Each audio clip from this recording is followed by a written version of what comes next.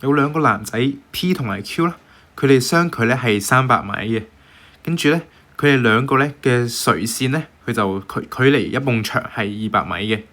咁當 P 咧係大嗌一聲之後，咁 Q 聽到兩聲啦，咁佢就問以下邊個描述係正確嘅。咁其實咧呢條題目咧就講緊呢個嘅sound wave 嘅 travelling 啦。咁聲波嘅傳播咧，佢有佢可以有兩個途徑喺呢度。第一個途徑咧就係直接向呢個 P 同埋 Q 直線嘅傳播啦。咁呢個係最快嘅。另外一個途徑咧就係經過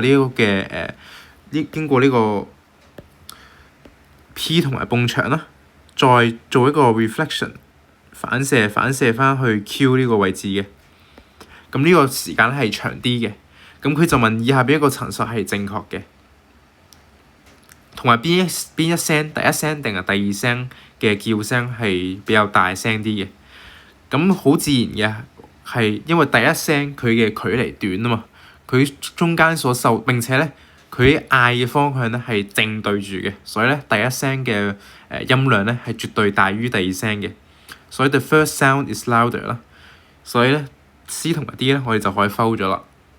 另外咧就係得翻佢嗰個一個嘅我哋所需要揾嘅時間嘅唔同啦 ，time difference 啊，亦即係 Q 聽到第一聲之後同埋第二聲之間嘅時間間隔。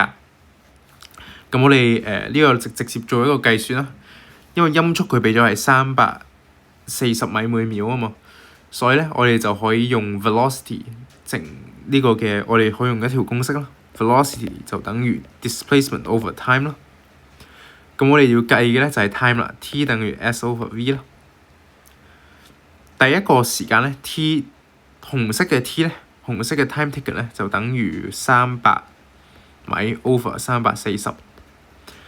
咁藍色個 path 嘅時間咧就係用畢氏定理啦，我哋用150 square， 我哋可以就係呢個嘅兩段呢個嘅藍色線嘅距離啊，即係 square root 呢個嘅150 square 再加200 square， 並且咧除以呢個音速340嘅。咁我哋咧就要將藍色呢個聲音咧 T2 啦減翻 T1 嘅。咁 T2 減翻 T1 嘅答案咧，咁撳一撳機，我哋就會發現咧，佢答案咧就係 A for apple 啦，亦即係0.59米每秒，0.59米0.59秒 ，sorry 0.59秒。A for apple。